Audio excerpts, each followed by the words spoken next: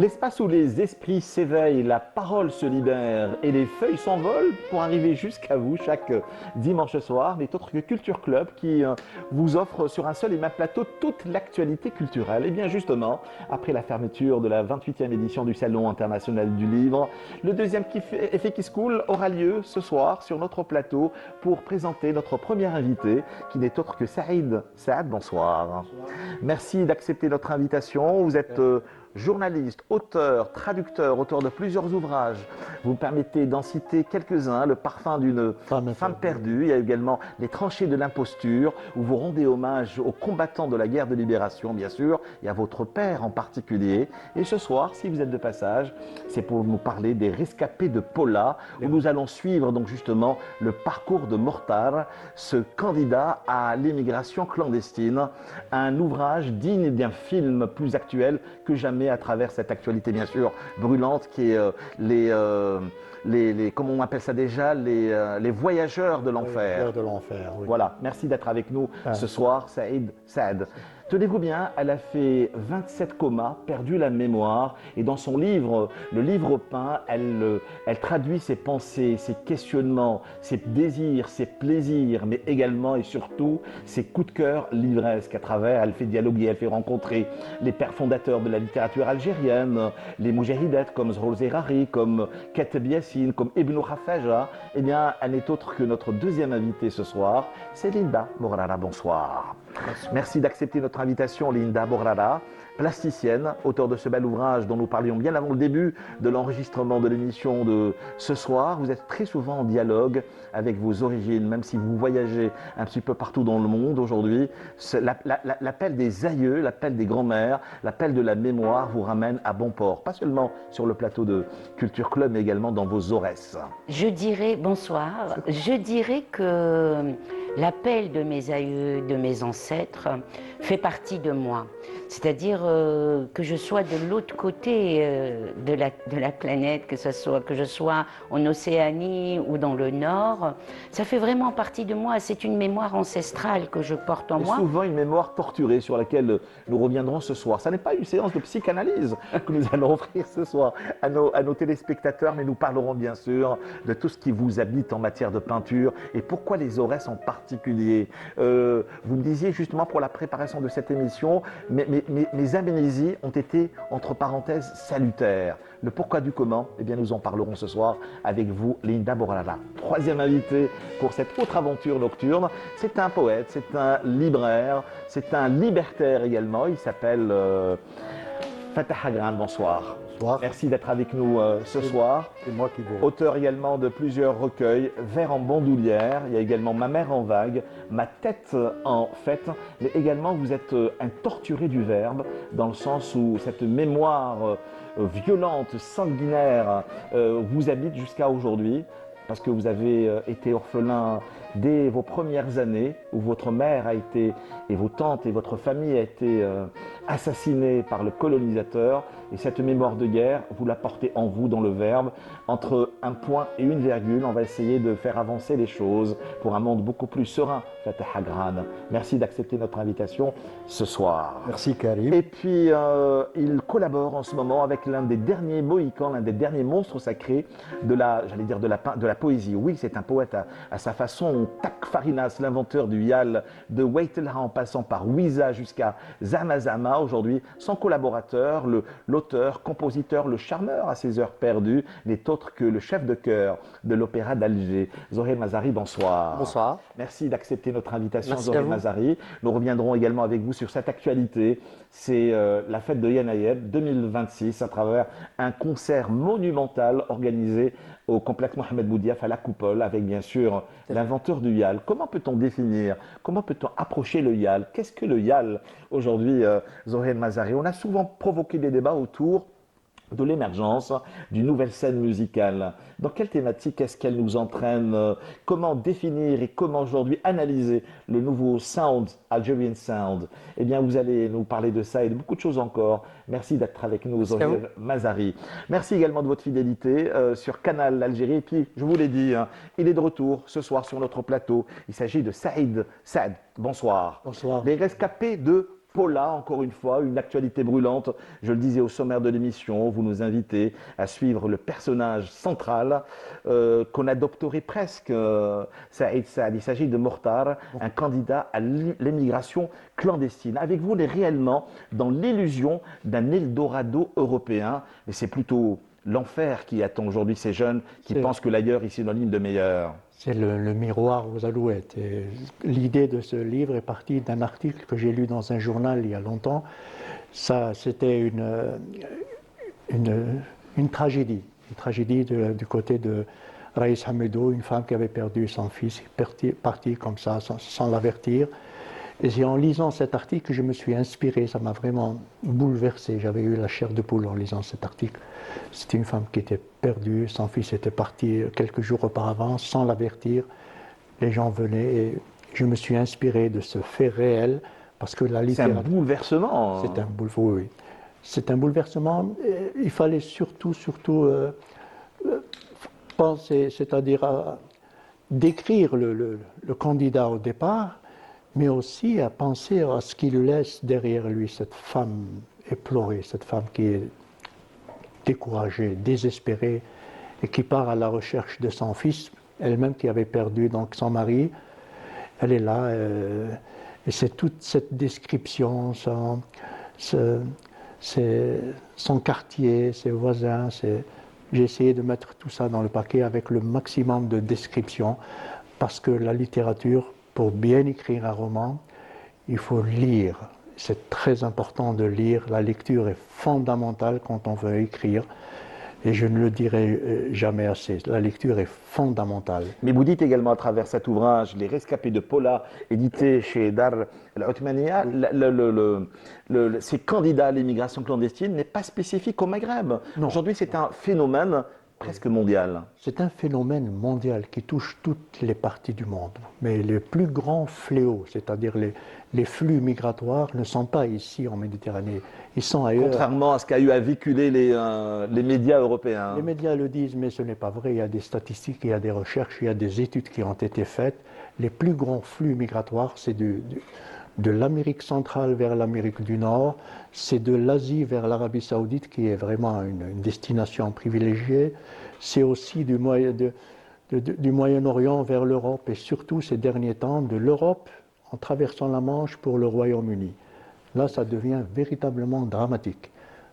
23 000 tentatives de traverser la Manche en 2023, 42 000 en 2024, mais c'est la mer. Vous avez été pendant de longues années J'ai vécu là-bas à Londres. À Londres, vous avez été donc reporter, mais également correspondant. J'étais correspondant de l'APS à Londres de 2010 à 2013 et je me suis bien imprégné de la chose. Et déjà à l'époque, il y avait beaucoup de gens de différentes nationalités, des Syriens, des Afghans, des Hindous, des Pakistanais. Nous sommes réellement avec vous dans ce que l'on appelle la géographie du danger. Je ne sais pas si un jour vous avez eu à lire l'ouvrage de Hamid Skif, qu'il repose en paix, un poète mais également un auteur. Dans la géographie du danger, oui. On accompagne, c'est une forme de huis clos. Ça a été réfléchi comme dans une pièce de théâtre. On est dans un huis clos où on écoute, où on vit, où on subit également le quotidien de ce clandestin. Et vous, par contre, ça a été réfléchi comme dans un film. Ça a été assez scénarisé, mais du coup, nous proposons à nos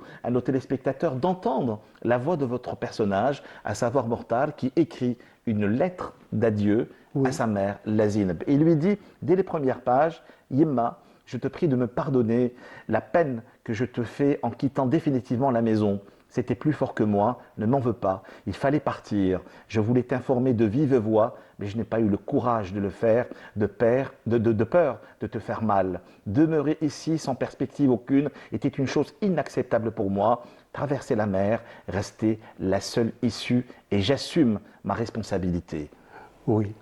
J'ai commencé par cette lettre, c'est comme un dialogue interne.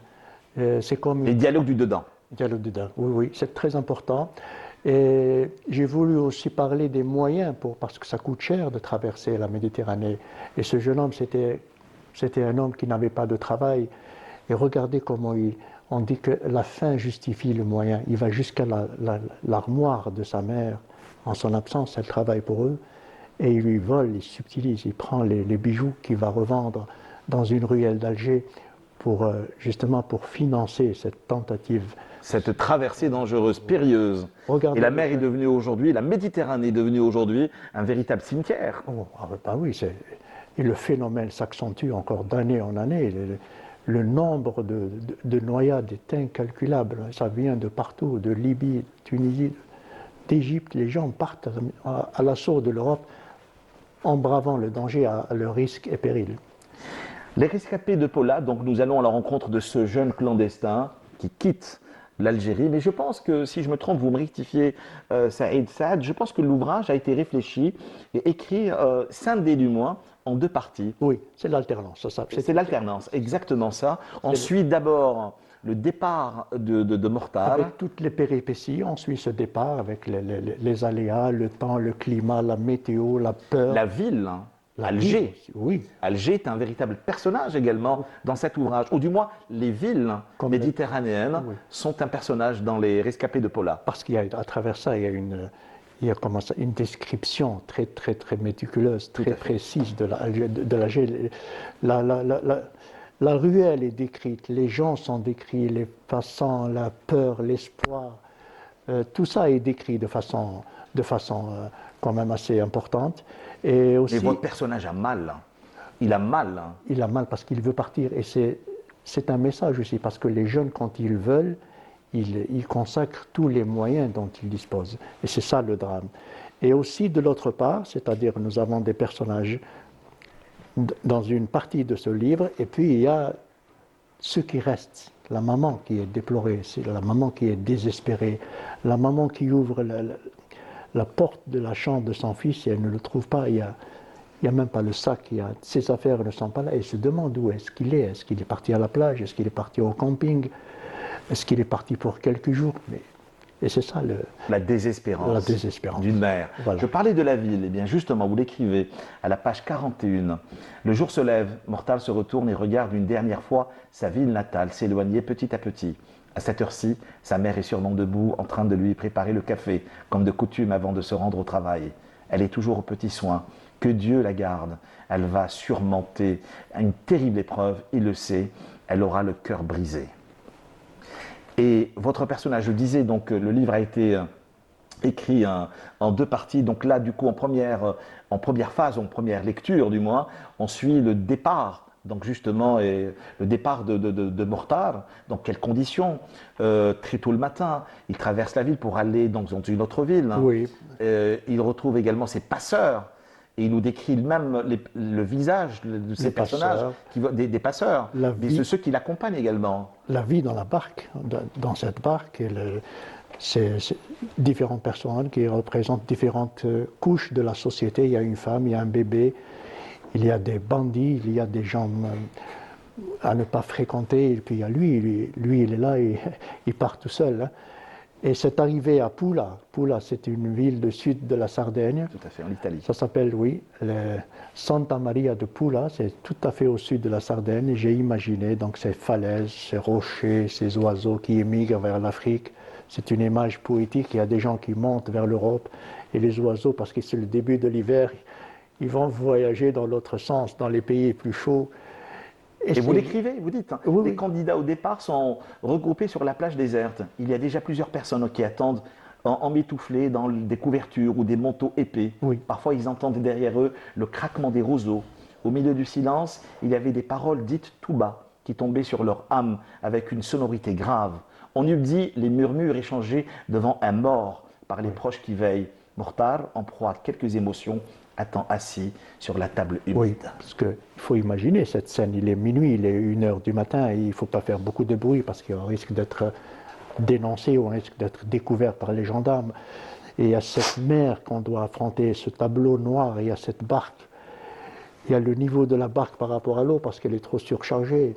Tout ça doit être décrit. Parce La que, peur les habite, hein. Ouh, La peur, et le comment, doute. Hein. et comment? Et le roman, c'est quoi? Le roman, c'est le détail. Le cinéma, L'écriture c'est du l'image. Le cinéma, c'est l'image. Dans une image, vous avez tout. Mais ici, c'est le détail. Dans la moindre petite parcelle, il faut mettre des mots, les mots qui conviennent. Le niveau de la barque par rapport à l'eau, c'est déjà un danger. Parce que une barque de 7 personnes, vous mettez 12, c'est la surcharge. La nuit, le vent, la météo, ils regardent constamment vers le ciel. Il fait noir, il y a les roseaux. On a peur. C'est cette peur qu'il fallait transmettre. Voilà. Et donc c'est encore une fois l'illusion de l'Eldorado européen. En fin de compte, votre personnage arrive entre parenthèses à bon port, mais je ne vous dis pas la misère qu'il a eu à subir, la violence, la faim, la maladie, le rejet. Les centres de détention administrative. Vous l'écrivez justement. Oui.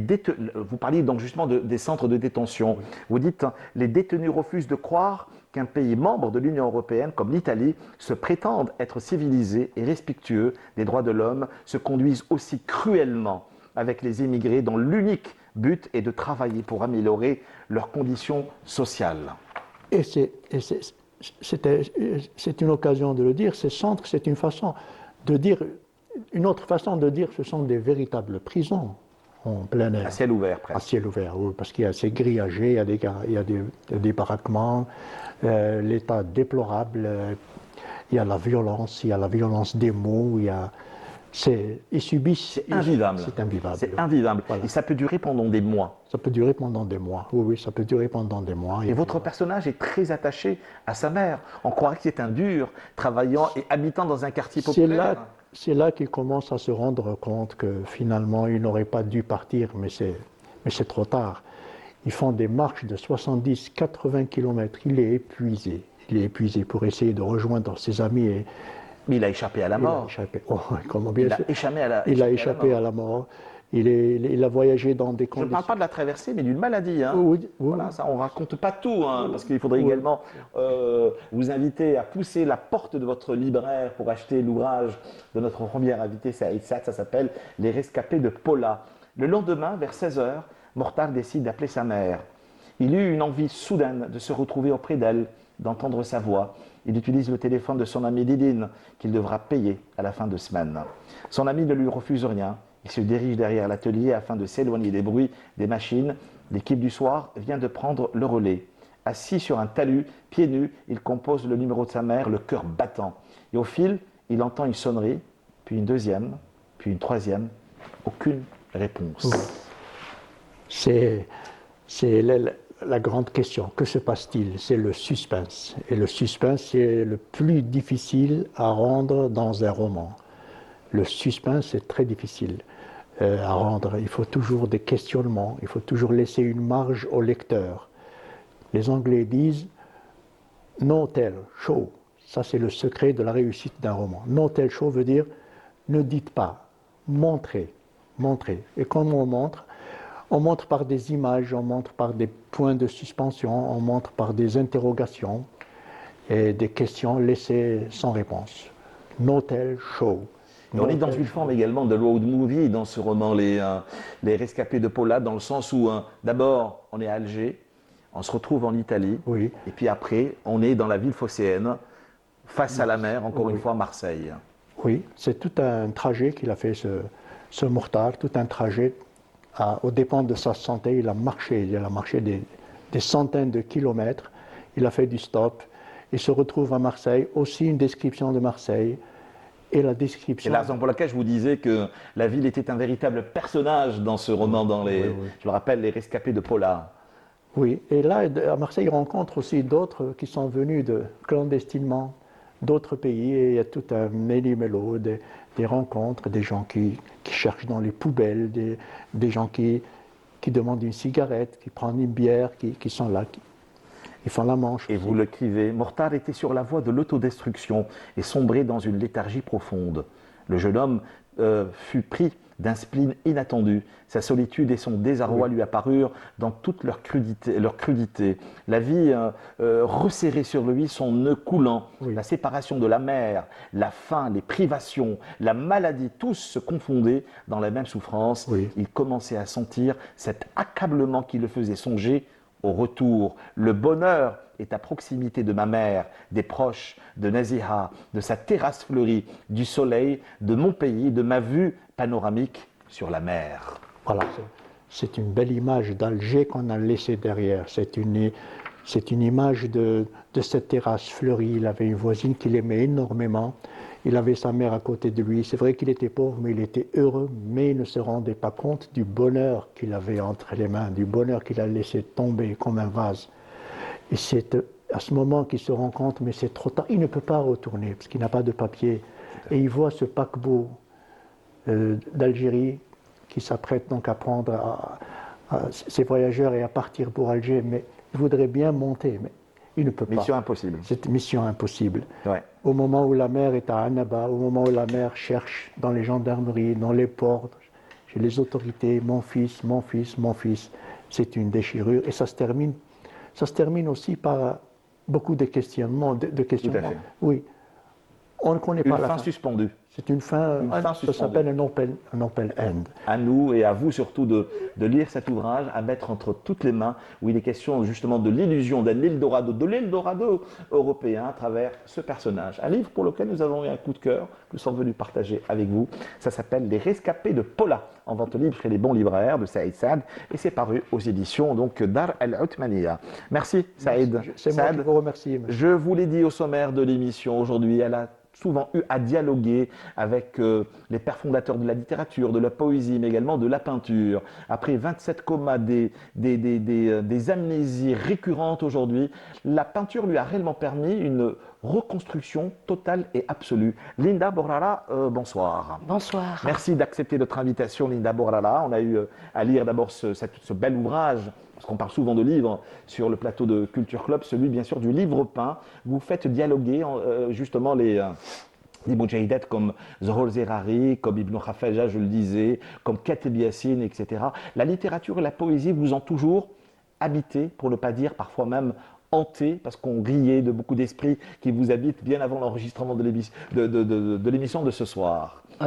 Alors bonsoir, merci pour l'invitation. Un plaisir, Linda Borrara. Je dirais que le livre peint, que la littérature ou ses auteurs, enfin les auteurs en général, m'ont aidé dans mon processus de soins, justement.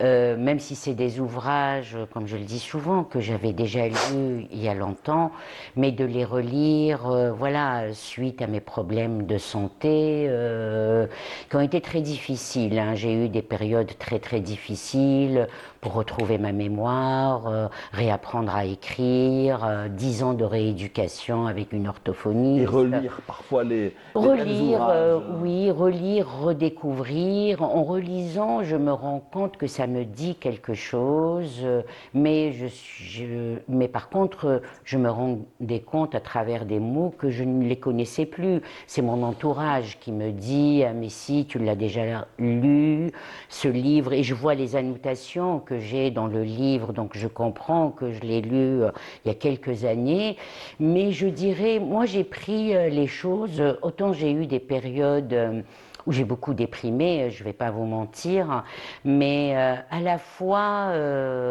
j'ai toujours dit, j'ai décidé de me relever. Ce qui m'avait anéanti au départ allait devenir une force pour moi. C'était vraiment ça dans mon idée. On va voir quelques images de vos créations. Voilà, c'est-à-dire que vraiment, même ma neurologue me disait, Madame Bouguerara, ce qui est incroyable avec vous, c'est-à-dire ce qui a été catastrophique pour vous, ce qui vous a anéanti complètement, vous aviez décidé que ça allait devenir une force pour vous. Je me suis dit, ok, c'est vrai, C'est ça la résilience. C'est ça la résilience. Ouais. C'est-à-dire que c'est pour ça que je dis que les auteurs m'ont aidé aussi. L'acte de créer, la lecture m'a aidé. La littérature. La Ou les littérature, la poésie, l'acte de créer. Dans mes comas, je ne savais plus écrire, je ne savais plus lire, mais par contre, peindre, créer, c'est la chose. C'était inscrit en vous. C'était inscrit en moi. C'était vraiment inscrit. Hein. C'est-à-dire que voilà, prendre mon pinceau, peindre, ça c'était quelque chose que je n'avais pas oublié. Dialoguer avec ces couleurs, avec cette matière, c'est quelque chose qui était resté en moi. Je bégayais pour parler. Ouais. Je ne savais plus comment parler et écrire, même faire ma signature, je ne savais plus signer, mais par contre peindre, j'arrivais sans aucun problème. Il y a des choses qu'on n'explique pas, Linda Borlala. Oui, il y a des choses. Vous dites que mon processus de création est intimement lié à mes racines, à mes origines. Totalement. Vraiment, c'est profondément lié. C'est un lien, je dirais, Indéfectible. indéfectible. Vraiment, c'est-à-dire que quand je commence à créer, et même avant, quand je vois, comme vous le savez, je crée ma propre matière. Hein, c'est vrai que tout ce travail que je fais maintenant depuis une quinzaine d'années, à travers la matière, il est lié aussi à mes problèmes de santé. Hein. Tout est lié en réalité. C'est-à-dire on n'en sort pas indemne. Si j'avais suivi ce que les médecins me disaient à l'époque, je ne serais pas là aujourd'hui parce qu'ils n'ont pas misé sur moi. Même mon fils me disait, pas un médecin n'a misé sur toi, maman. Ils ont tous dit que voilà, mon état de santé était improbable, voilà, que je ne recouvrirais jamais, voilà. Il y a une question fondamentale qui s'est posée à vous, qui s'est imposée à vous, c'est le support. Ça, c'était en 2013. Oui, ben justement, cette histoire de support, justement, c'est que j'ai été invitée par deux artistes, une artiste japonaise et une artiste française, pour une résidence d'artistes. Et j'étais un peu surprise. Elle regroupait 7 artistes de la Méditerranée autour de la matière. Et moi, j'avais dit à l'époque, quand ma première résidence était avec Marie-Jeanne Laurenté, j'ai dit, mais Marie-Jeanne, moi, je ne suis pas une spécialiste du papier. Mais elle m'a dit, Linda, tu n'es certes pas une spécialiste du papier, mais ta démarche à travers la matière, elle est très proche. Et je sais que tu vas... Je dirais que ça va t'intéresser, que ça va t'interpeller. Et c'est vrai. C'est-à-dire que, comme elle me disait, Marie-Jeanne, elle m'a dit, tu as dépassé le maître. Moi, suite à cette résidence, au lieu de rester 3 semaines, je suis restée 2 mois et demi. Suite à ça, j'ai travaillé avec des algues que j'ai transformées en papier, avec du palmier, du yucca. Et suite à ça, j'ai décidé. La question s'est posée parce que quand j'ai commencé à travailler, c'est-à-dire quand j'ai mis mes mains dans ces bacs à papier, dans cette matière, ma mémoire s'est réveillée. C'est-à-dire que j'en pleurais, vraiment j'en pleurais, parce qu'il y avait des pans de ma mémoire qui se sont réveillés. Le fait de travailler dans l'eau, le fait de créer ma matière, ça m'a replongé dans mes histoires et ça m'a ouvert des portes, plus exactement. Le corps féminin est une fondation première dans votre acte dans vos actes de création, dans votre processus de création. Est-ce que je me trompe, Linda Borlala? Oui, c'est vrai. Le rapport au corps Oui. et au féminin en particulier. Ben, d'abord, je suis une femme et j'ai toujours été plutôt dans la peinture abstraite. C'est-à-dire, initialement, je suis vraiment dans l'abstraction. Et vous avez ressenti la nécessité de dépasser le cadre traditionnel pour exposer le papier traditionnel artisanal. Oui, complètement. Et je trouvais qu'à travers le corps féminin et de raconter, quand j'ai travaillé sur les 7 femmes aux 7 couleurs, Sab'atou Nisa ou Sab'atou Alwan, de Lalla Aïcha à Lalla Mira, c'était dans l'idée justement que ce patrimoine qui est maghrébin, nord-africain, enfin je veux dire que ce maghrébin dans lequel on a baigné, je ne me voyais pas le représenter à travers une matière industrielle. Pour moi, ça n'avait pas de sens, parce que cet esprit féminin dans lequel on a tous grandi... Et vous êtes dans la quête du sens. Oui, mais pour moi, il est important ce sens. Moi, quand je parle de Aïcha al-Khandisha ou de Lalla Mira ou Lalla Melika ou Lalla Maryam, c'est-à-dire c'est des histoires dans lesquelles on a baigné.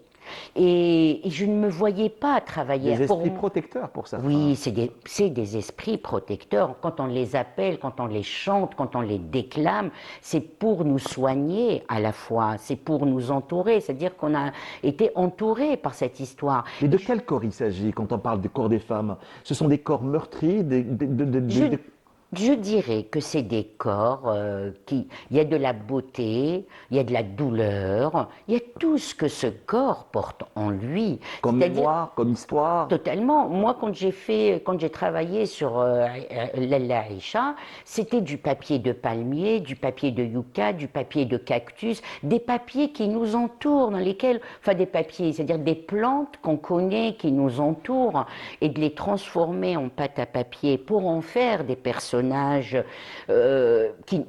avec lesquels on a grandi. Donc pour moi, c'était important. Et chacune avait son papier. Bon, ça, c'est des choix personnels. L'amiral, c'est la couleur jaune, donc c'est la joie, c'est un petit peu la joie de vivre. Donc oui, j'ai travaillé avec du safran, avec du curcuma comme pigment. Les couleurs aussi, elles étaient naturelles. Mimouna, par exemple, c'est l'esprit de la forêt, mais à la fois l'esprit des marins. Je me suis rendu compte qu'il y a des ports, il y a des marins qui clamaient Mimouna avant d'aller pêcher, justement. Et parce que elle les protège, donc je l'ai faite avec du papier d'algue. Entre du papier d'algue, du papier de palmier, mais bon, Linda Borlala ou l'art du papier végétal. c'est vrai, c'est l'art du papier végétal qui malheureusement en Algérie est très peu connu. Hein. Mais là, je vais Vous êtes monter. l'une des rares artistes à travailler Oh oui. aujourd'hui l'art le papier Oui, végétal. mais hein. je suis prête aussi à C'est le toute une transmettre. technique aussi. Hein. C'est une technique, mais c'est un papier qui est durable. Ouais. C'est-à-dire, c'est la même recette que le papyrus. Et cela vous renvoie, je ne sais pas, encore une fois si vous seriez d'accord avec moi, c'est un peu l'espace où on n'est jamais d'accord avec l'animateur, ça vous le savez très Oui. bien, Linda Borlala, mais ces techniques-là, elles sont ancestrales et elles vous renvoient vers des pratiques de vos tantes et surtout de votre Aurès natale. Ben, pour moi, créer cette matière, c'est comme si je fais ce que mes tantes faisaient, Allah yarhamhum, Être du toujours dans la tissage. transmission. Du tissage. Elle tissait de la laine. Moi, je tisse du papier. Je tisse de la fibre pour en faire du papier. C'est vraiment, je dis souvent, j'ai découvert le monde de l'art grâce à mes tantes, à mes grands-mères, à ma mère, enfin toutes ces femmes dans les Aurès. Je les voyais faire des poteries, je les voyais tisser, préparer la laine, préparer ces pigments. Je savais que j'allais faire la même chose que elle, mais je disais souvent, ça ne sera pas la même chose. C'est-à-dire que moi, quand je les voyais préparer ces pigments, j'en pleurais, j'étais heureuse, c'était un moment de joie pour moi. Et mes tantes, quand elles ont découvert un peu mon travail, la dernière, elle est décédée en 2015, mais elles étaient fières parce qu'elles me disaient Linda, tout compte fait, tu as appris beaucoup de nous. On t'a transmis, même si tu ne fais pas ce que nous, on a fait. Je ne fais pas de tissage. Je tisse le papier, je tisse la mémoire. Je ne fais pas de poterie, c'est vrai. Mais mon travail va vers elles. Elles sont mes référentes. Vous avez dû quitter votre Aurès pour venir pour l'enregistrement de l'émission de ce soir, Linda Borlala. Mais qu'est-ce qui vous rattache aujourd'hui? Quelle langue vous parlent les Aurès? Ça, c'est ma première question. Puis la seconde, j'aimerais bien qu'on revienne principalement sur la symbolique de l'olivier. Ah oui, alors on va commencer d'abord par cette symbolique de l'olivier. C'est vrai que là je reviens d'un voyage que j'ai fait pendant 25 jours dans les Aurès. C'est un voyage mémoriel. Je vous avais dit, je connaissais l'histoire de cet olivier millénaire de Saint-Augustin qui est à Sogaras. Et puis un jour je découvre à travers un livre justement d'un militaire français, un livre qui date des années 40. Et il parle d'une région dans les Aurès qui est Tkout. Tkout ou Chachar. Chachar Zawiya. Et là, il parle, c'était en 1940, hein, le livre a été édité en 1943.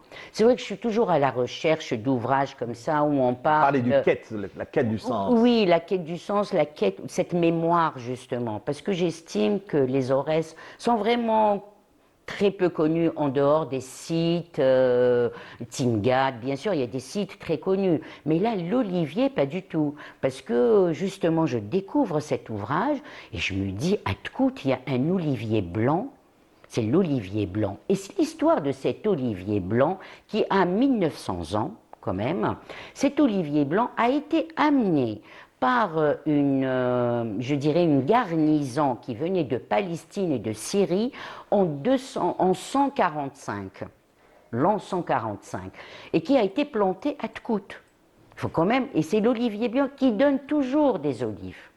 Et on fait toujours de l'huile d'olive. Et cet olivier blanc, quand on avait cette huile, c'était pour soigner, parce qu'on l'a considérée comme de l'huile sainte, parce qu'elle venait d'une terre sainte.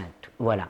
Je découvre à Chechar, et moi, quand je suis partie justement dans les Aurès, j'avais mon carnet, mon mètre pour mesurer le diamètre. J'ai appris, j'avais demandé à un biologiste comment on découvre l'âge, comment on apprend à calculer l'âge d'un olivier. Donc il m'avait expliqué qu'à partir de 1,40 m, il faut mesurer. Et là, on prend la circonférence, qu'on multiplie par pi, et là, on a l'âge. Donc je suis allée avec mon carnet, parce que je voulais quand même... parce que voilà, pour moi, c'était vraiment une méconnaissance, tu vois, on ne connaissait pas du tout. C'est-à-dire, même chez les Chewi, hein, parce que quand même, j'ai fait 2500 km dans les Aurès. Hein, je suis allée de la montagne à 200, comme on dit, à 200 mètres de hauteur à 1800 mètres de hauteur, d'altitude. Donc, j'ai sillonné, j'ai découvert des desharat où il y avait plus de desharat que des ruines, par contre, des cimetières incalculables. Et là, vous aviez une culture de l'olivier que je découvrais. On vous a même vu toucher, embrasser, enlacer. Ah, je les ai enlacés. Oliviers, hein. Je les ai enlacés, j'ai ramassé ces feuilles, j'ai pleuré. Ma mère, elle a 89 ans. Quand je lui avais raconté l'histoire de ces oliviers, elle m'a dit, je viens avec toi, on fait ce voyage ensemble. Et pour moi, c'était important pour ma mère. On a démarré ce voyage de notre village qui s'appelle Gosbat, qui est vraiment haut perché dans la montagne. On est à 900 mètres d'altitude et il n'y a rien d'autre après notre village. Vraiment, c'est un village de pierre et d'oliviers aussi. Mais il n'y a pas d'olivier millénaire dans notre village. Et je découvre aussi que la raison pour laquelle les gens ne connaissent pas, ne savent pas qu'il y a une culture de l'olivier dans les Aurès, tout simplement à la colonisation. La France, elle a décidé de brûler des champs entiers d'oliviers, c'est-à-dire d'effacer toute trace. D'où la politique de la terre brûlée. Voilà. La seule chose qui est restée et qu'elle n'a pas réussi à brûler, c'est les oliviers millénaires. Ils ont été protégés par une force. Et la deuxième chose qu'elle n'a pas réussi aussi à effacer, c'est c'est les sites où on pressait l'olivier, qui sont millénaires. Ces sites, il y en a exactement une quinzaine dans tous les Aurès. Et c'est des sites antiques. Hein. Ça, elle n'a pas réussi à effacer toute trace. Comment picturalement peut-on raconter l'histoire des Aurès et comment approcher, comment peindre et comment donner à voir l'histoire de l'olivier, justement, comme symbole et comme symbolique, Linda Bora? Je n'ai pas encore commencé à travailler, justement, parce que là, c'est tout récent, je viens de rentrer. Mais je sais que je vais faire tout un travail autour de ça. Je n'ai pas encore... J'ai eu une idée, hein, parce qu'à la fois, j'ai découvert aussi l'histoire de certaines femmes incroyables du XVe siècle. Fatma Tazorert, par exemple, qui a combattu les Ottomans, qui a rassemblé des armées et qui a créé une djem'a, c'est-à-dire féminine. C'était des femmes qui siégeaient justement, ça c'est au XVe siècle. Et donc je découvre l'histoire de Fatma Tazorert, tu vois, une rouquine qui a eu 17 enfants et qui a combattu les Ottomans, qui n'a pas accepté, voilà, que les Ottomans viennent siéger ou s'occuper de cette région montagneuse. Donc j'ai découvert l'histoire de beaucoup de femmes chawiyas exceptionnelles et l'histoire de ces oliviers. Donc ce qui fait que Mon fils, quand on se parlait et qu'il voyait mes publications, que je lui envoyais un message, il me disait, maman, tu es vraiment habitée par l'olivier. J'ai dit, il n'y a pas Non, que il disait autre l'olivier. chose, hein. Non, سكن لك فيها راسك. اللي في راسي. Les mamans, شجرة الزيتون هذوك سكنوا لك راسك. قلت له, c'est bien plus que ça. donc, alors que lui, il était à Bangkok, hein, donc à fait. vraiment pour son travail. Et il me dit, maman, c'est incroyable. Je veux que l'année prochaine, je veux venir avec toi découvrir cette terre. Voilà. Alors justement, terre millénaire, nous en parlerons encore et toujours sur les ondes voyageuses de Canal Algérie avec bien sûr comme deuxième invité ce soir, Linda Borlala ou l'art du papier végétal sur les chemins de la liberté. Merci beaucoup Linda Borlala. La liberté dont également question dans les ouvrages avec la vision et les discours, notre troisième invité Fatah Agran, bonsoir. Bonsoir. Vous étiez tout de suite très curieux d'écouter et l'histoire de Mortal en première escale et l'autre voyage qui continue cette fois-ci en terre chaoui avec Linda Borlala jusqu'à parler sur les chemins de la liberté de vos ouvrages, ma 5e saison, mais également ma mère en vague et ma tête en fête. On revient très brièvement sur votre participation à la 28e édition du Salon international du livre qui avait pour thématique, dois-je le rappeler à nos téléspectateurs, le livre Carrefour des cultures. Votre bilan, votre regard donc justement sur l'organisation et sur la circulation de la poésie pour entrer directement dans le vif du sujet, Fatah Agran, la poésie a-t-elle encore une place dans une société au mouvement comme la nôtre? Bonsoir Karim. Ok, donc pour... Trop de questions en même temps, Fatah Agran? Non, non, non, non, non, non, non, non, non. J'étais l'hôte de la revue Salama. C'était notre amie Hassina Sahraoui qui nous a... La revue Salama, c'est le Maghreb dans tous ses états. Tout à fait. Voilà, dois-je également le Une rappeler? brave dame qui fait beaucoup pour la culture. Depuis toujours, hein. Et pour le rapprochement des cultures entre les deux rives, etc. Plus que jamais, Annie, sa place est très importante dans le paysage culturel algérien. Donc elle nous a reçus, moi et d'autres auteurs, dans cet espace. Mon impression sur ceci-là, mitigée. Mitigée dans la mesure, bon, il y a eu une grande foule, une grande participation, mais un bilan est à faire, un bilan de qualité est à faire. Il ne suffit pas de dire il y a tant de visiteurs, etc. Parce que ces visiteurs, je ne sais pas quelle est la technique par laquelle on les compte. Est-ce que celui qui sort prendre un café et revenir, il est compté une fois, ou la 2 fois, ou la 6 fois, ou la... C'est-à-dire, et on aurait aimé qu'il y ait qu'on parle du lectorat, quel genre de lectorat, quel genre de par quelle langue, quelle est la langue qui a été la plus, les livres ont été vendus le plus. Qu'en est-il donc justement des meilleurs livres vendus? La langue, l'édition, la coédition, les tendances littéraires actuelles 2025-2026. Alors là, pour le livre jeunesse, c'est une autre thématique à laquelle nous allons consacrer toute une émission. Là, je vous le promets. Mais ce sont des questions récurrentes. J'ai comme l'impression, justement, vous en tant que poète, vous en tant que libraire, Fatah Agran, ce sont des questions presque, ou un débat fossilisé.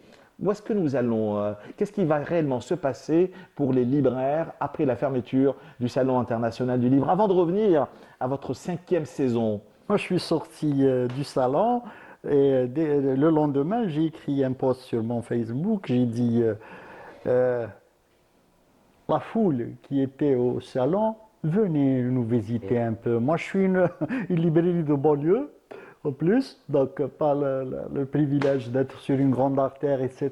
Puis c'est le vide sidéral. Et la majorité des gens qui viennent, c'est les temps peu grises, c'est une certaine génération, surtout le lectorat francophone. Pour le lectorat arabophone, il est très intéressé sur des sujets pointus, soit pour le parascolaire, soit pour une littérature à développement personnel, c'est-à-dire qui fait chez Shour, qui fait chez Madir Shahadi, etc. C'est des tendances extraordinaires. Mais vous dites, la poésie est en nous, elle est dans nos mémoires, dans notre histoire, dans nos vies. Hein. Tout à C'est ce fait. que vous dites dans votre 5e saison, hein. Tout à fait. Moi, Est-ce que l'organisation du salon fait partie d'une 5e saison? Et comment peut-on expliquer justement la 5e saison? Ce qu'est la 5e saison aux yeux, au regard et dans dans la plume ou dans les univers de Fatah Agaran. La 5e saison. Karim, moi je travaille suivant mes ressentis. C'est un poème en soi, c'est un bilan qui est fait. D'où votre 5e saison, justement. Existe-t-il une 5e saison? Nous sommes dans le domaine de l'imaginaire, nous sommes dans le domaine de tous les possibles, hein. Ouais. Et dans la vie, mais surtout en littérature, en peinture et en poésie. Vous écrivez, il y a une 5e saison. Vous le revendiquez, vous l'affirmez dans votre ouvrage Fatah Agaran. Vous dites, hein, il y a une 5e saison qui traverse les autres, hein, où il pleut en nous, il neige, il vente, il fait canicule et floraison, labour et fenaison. Certains l'appellent amour, d'autres déraison. Il y a une 5e saison de notre taille, tout en beauté. Un étrange cocktail d'un orange bleuté, de vert corail ou rouge pailleté. Il y a une 5e saison où on ne sait pas compter. Là, je suis dans ma bulle. Je suis dans ma bulle poétique parce que face à l'agression planétaire, c'est-à-dire ce qui se passe au niveau mondial, D'où ma question justement tout à l'heure. La poésie a-t-elle réellement aujourd'hui une place dans la cité? tout à fait, elle a, plus que jamais. Plus que jamais. Moi, je m'étonne qu'il n'y ait pas de prix pour la poésie en Algérie. Il n'y a pas un prix, ainsi de suite. Il y a pour le roman, il y a pour le roman Tamazir, etc., etc. Mais il n'y a pas À l'époque, il y avait des revues entièrement consacrées aux littératures, à la poésie, au cinéma également, qui malheureusement aujourd'hui n'existent plus. C'était à l'époque, il y avait aussi de grands génies, Jean Sénac, Katb Yassine, et bien d'autres. Jamal Amrani, Jamal Amrani, ouais. Bachir Hadj Ali, etc., qui faisaient de la culture et du nectar, c'est-à-dire qui allaient au fond des choses. Et aujourd'hui, je ne minimise pas l'apport des gens de culture aujourd'hui, mais on dirait qu'il y a un recul, qu'il y a quelque chose, que les gens sont tétanisés. Je pense que l'argent a foutu en l'air toutes les bonnes valeurs. Et, le siècle d'avant, le 20e siècle, c'était le siècle des principes, des idéaux, des trucs. J'ai l'impression que ce 21e, je souhaite me tromper, c'est celui de l'argent qui détruit tout. Mais attention, hein, nous sommes des veilleurs d'éclaircies, hein. C'est la raison pour laquelle nous avons décidé pour cette nouvelle saison 2025-2026 de rouvrir les portes de Culture Club pour justement entendre faire abstraction des chasseurs de lumière et donner la voix à ceux qui réfléchissent. Les faiseurs de sens, comme je le disais si bien, sans démagogie aucune à Linda Bordala. J'étais très heureux de la reprise d'une activité littéraire telle que la vôtre, celle de... Mais je ne dis pas ça pour que vous non, non, non, disiez, non, voilà. non, je vous dis pourquoi. Je vous dis pourquoi. Et à une heure raisonnable, messieurs. À 21h. À 21h, c'est pas 23h. Oui, on ne peut pas suivre. On suit difficilement et au prix de veillées parfois lourdes pour ça. Ben, il y a des prémices d'un renouveau, de vouloir faire, de projeter cette Algérie vers des horizons plus sereins. plus sereins, plus harmonieux. D'où votre 5e saison, justement. C'est la raison pour laquelle nous voulions vous inviter ce soir après l'organisation du salon. Comment se porte aujourd'hui la librairie Fatah Agaran? Je vous dis franchement, c'est de la militance. C'est de la militance. C'est-à-dire que je tiens le coup, juste pour équilibrer les comptes, et encore très difficilement. Les raisons sont multiples. Il nous faudrait une véritable politique du livre bien menée. Un soutien également. Un soutien. Repenser la politique culturelle. Absolument. C'est plus que nécessaire et un débat à ouvrir. Au-delà de cela, donc justement, en fait, Agaran, que lit l'Algérien? Parce que vous êtes libraire depuis de longues années, au-delà de la passion qui vous habite. Hein. Parlez-moi de votre fonction, de votre passion également, qui vous alimente, qui vous nourrit au quotidien, c'est la librairie. Qu'achète-t-on? Que lit-on? Ça dépend des générations, mais je pense que... Parlez-moi de votre expérience. Je pense que le livre d'histoire, tout ce qui se rapporte à l'histoire, a bonne presse aujourd'hui. C'est-à-dire que les gens sont friands de leur passé, de leur culture, du combat ancestral, identitaire, culturel, etc.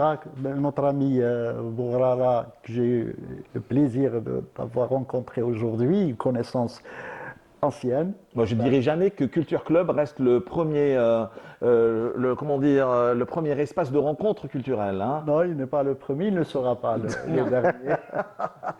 Voilà. Non, Donc, sur Canal, je précise. donc, vous me disiez que la 5e saison, elle est partout. Oui, elle est partout, elle est là aussi, chez nous. Même sur le plan climatique, on ne reconnaît plus les saisons. Tantôt on est en été, tantôt on est au bouleversement printemps. climatique, hein. Et ça influe sur l'auteur, sur les gens, etc. Hier, une amie m'a dit, il fait beau aujourd'hui. قلت لها غير الخير واش كاين؟ قالت لي il pleut, il fait un peu frais. Je ne supporte plus. Et à l'époque, novembre, c'était. Vous savez, comme dirait un poète, justement, il bleut toujours après l'orage. Voilà. Et votre 5e saison est là, en vente chez les bons libraires. Un grand merci d'avoir fait une halte sur notre plateau, Fatah Hagran. Merci. Ce qui est extraordinaire, il a une voix particulière, singulière. Il est auteur, compositeur. Justement, il a souvent eu également à dialoguer avec ceux qui ont construit réellement, ou qui ont apporté un nouveau souffle à la chanson algérienne, l'Anqis, l'Anqa, Amr Zahi, tant d'autres. Ils dialoguent en reprenant bien sûr ou en transmettant leur vision, leur discours, leurs chansons, leurs univers. Il s'agit de Zohair Mazari, bonsoir. Bonsoir. Merci d'être avec nous, Zohair Mazari. Vous avez toujours été dans le mariage, dans le brassage de plusieurs cultures musicales, hein, ou de plusieurs tendances musicales, de plusieurs mouvements musicaux. Mais j'ai comme l'impression que vous êtes très attaché aux années 60 et 70, aussi jeune, vous êtes assez jeune pour aujourd'hui vouloir être en quête d'un passé lointain, musicalement parlant, je précise. Moi, c'est un passé qui m'a bercé. C'est un peu mon éducation. C'est ma mère, c'est mes parents c'est toute cette influence qui m'a construit. C'est aussi mes maîtres, c'est aussi les gens que j'ai eu la chance de connaître, qui sont justement les héritiers de ces grands maîtres dont vous parliez, que ce soit dans le Sha'bi avec Abdelhamid Drouesh, dans l'Andalou avec Kamal Belkhouja, ou aussi dans le monde du symphonique dans lequel j'ai plongé. Vous êtes le chef de chœur de l'Opéra d'Alger, hein. Tout à fait. Ouais. Et puis. Et vous avez fait du mariage et du brassage musical votre fer de lance. Effectivement, parce que c'est très important de porter toute cette histoire musicale, tout cet héritage, tous ces trésors, mais de leur redonner un nouveau souffle pour les faire découvrir à certains publics qui ne sont pas du tout friands, on va dire, de chants anciens ou de musiques anciennes. Mais justement, le sans pour autant trahir l'esprit même d'une musique ancienne. C'est toute la difficulté. J'espère que le travail qu'on fait ne trahit pas justement cette identité que portent ces chansons. Et que vous revendiquez aussi. Hein. Tout à fait. Et puis, je dirais que le monde du symphonique et de la polyphonie donne un tout autre aspect à certains styles, tout en gardant justement leur... Vous êtes arrivé à démocratiser la musique symphonique. Ça, c'est une chose extraordinaire, sans pour autant, je le disais, trahir l'esprit même de ces maîtres ou de vos maîtres. Écoutez, justement, la démocratisation donc du monde symphonique, de toute cette culture, de toute cette musique. Vous avez également eu à travailler avec Amin Kouider. Hein. Effectivement, justement, donc j'allais en parler. C'est un travail qui se fait depuis des années, justement, depuis Abdelwahab Salim, qui a créé l'Orchestre symphonique national, depuis de grands chefs d'orchestre qu'on a eu, Haroun Rachid, paix à son âme, Abdelwahab Salim, Nachid Brad'i, qui vient de nous quitter il n'y a pas très longtemps, et puis aussi toute une génération donc, qui a été envoyée en Union soviétique pour étudier la musique, justement. Dans les années 70-80. Tout à fait, dont fait partie mon maître, paix à son âme, Aziz Hamouli. Donc, et tout ce beau monde a déjà fait un travail immense en sillonnant le pays, donc avec l'orchestre symphonique, avec à sa tête Monsieur Bouazara qu'on salue. Donc, et tout ça a été fait lors d'une époque où il était très dur et il était dangereux même de pratiquer cette culture. Donc, on va dire, durant les années 90, cet orchestre a sillonné le pays. Et justement, ça a continué.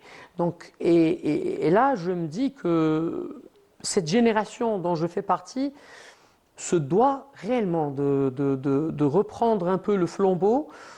C'est toujours du militantisme de faire de la culture en Algérie, que ce soit pour la poésie, pour Et c'est ce que nous faisons chaque dimanche soir. Effectivement, justement. Et c'est pour ça qu'on aime bien venir chez vous, Karim.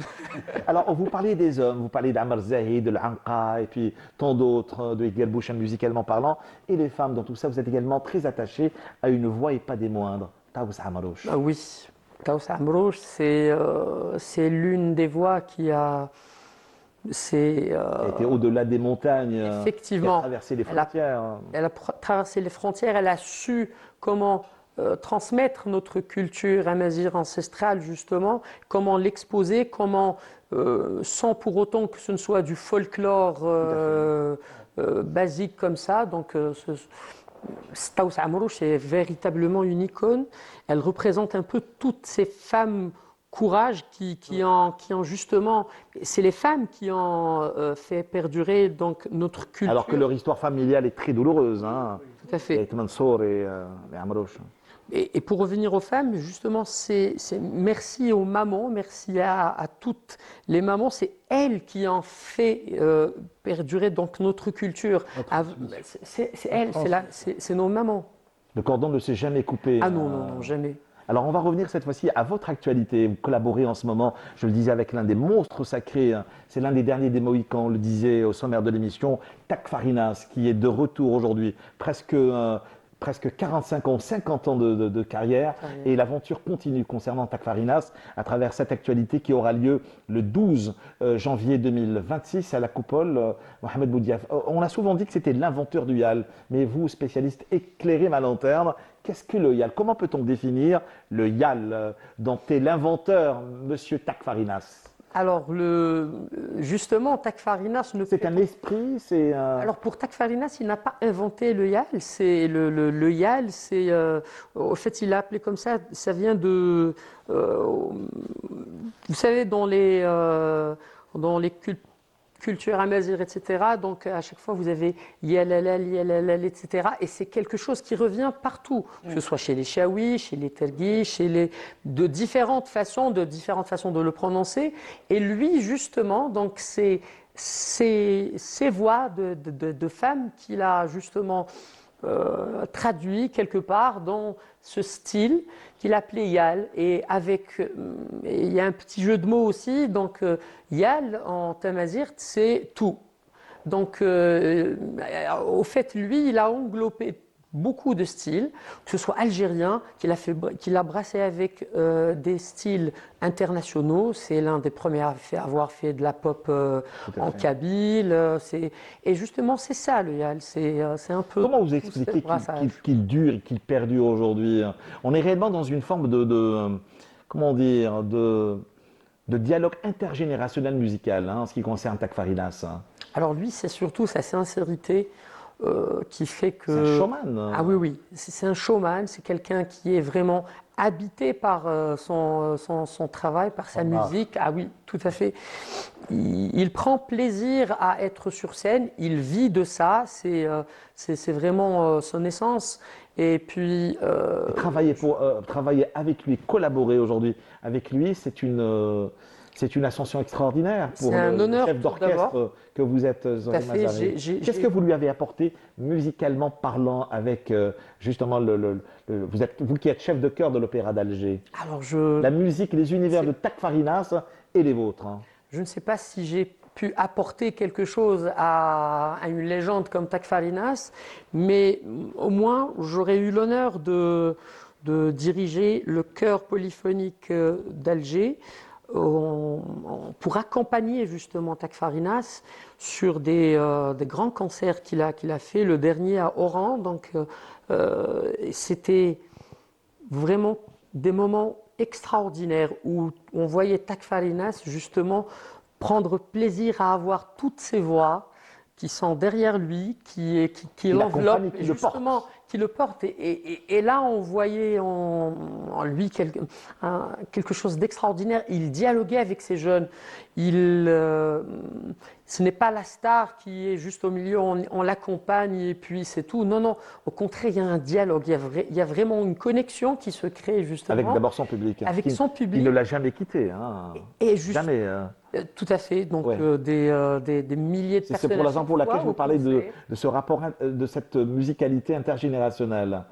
Il a eu ce génie de pouvoir aujourd'hui exister encore en 2025-2026 à travers ce grand concert. Qu'est-ce qui va se passer à la Coupole, au complexe Mohamed Boudiaf le 12 janvier et pour très très bientôt? À la Coupole, donc ça sera à l'occasion de Inayer justement, donc À 15 heures. à 15 heures, donc pour que toutes les familles, pour que tout le monde puisse venir, pas juste les gens d'Alger, mais toutes les wilayas avoisinantes. Donc et puis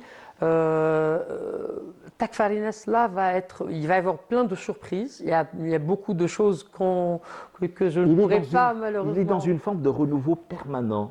Oui. C'est presque obsessionnel en lui et chez lui pour durer et perdurer. Alors lui, La quête de nouvelles sonorités, de nouvelles musicalités, travailler avec de nouveaux compositeurs, travailler avec ce nouveau souffle que vous représentez, Zohé Mazari. Alors justement, je vous dirais que ce n'est pas dans un but justement de durée, mais ce qu'il Il faut avoir du génie fait, pour le faire. Voilà, ce qu'il fait, c'est justement sa sincérité artistique qui fait qu'il dure. Donc il s'adapte, il accepte aussi. Ce n'est pas l'artiste d'une certaine génération qui refuse toute nouveauté, qui refuse tous les nouveaux sons, on va dire, toutes les C'est nouvelles. tout le contraire. Au contraire, justement. Donc, c'est quelqu'un qui fait des duos avec des jeunes chanteurs, avec Ould Mohand, Tout à fait. qui est une magnifique ballade. Vous avez aussi il est ouvert, justement, à travailler avec toutes les belles sonorités, toutes les belles choses, toutes les belles influences qui existent. Zohé Mazari, dernière question avant de finir cette autre aventure nocturne culturelle sur Canal Algérie. Le fait de collaborer avec une légende qui est bien sûr Takfarinas, le fait de diriger le chœur de l'opéra d'Alger, vous a réellement éloigné un peu de la création, de l'écriture et de cet album qui tarde à venir? Ah, un album qui Il n'a pas encore vu le jour. Non. Alors que les compositions sont là, Oui. les chansons sont là, les textes sont là. Mais je dirais que le monde de la direction de chœur et ce que j'ai découvert en ça m'a complètement changé. Ça ne m'a pas forcément éloigné complètement Mais on attend cet du album. chant, mais c'est prenant. Et on attend cet album. Hein. Au fait, justement, pour bien faire mon métier de chef de chœur, c'est vraiment des heures et des heures de préparation, je dirais des semaines de répétition avec le chœur, de préparation, de travail sur le volet vocal, sur l'interprétation. Donc, c'est des œuvres monumentales. Vous savez ce que me dit, travaille. moi je dis tout, hein, Ah oui. ce que me dit dans l'oreillette le réalisateur Nabil Telebech, à quand un album entièrement consacré au cœur de l'opéra d'Alger? Oui.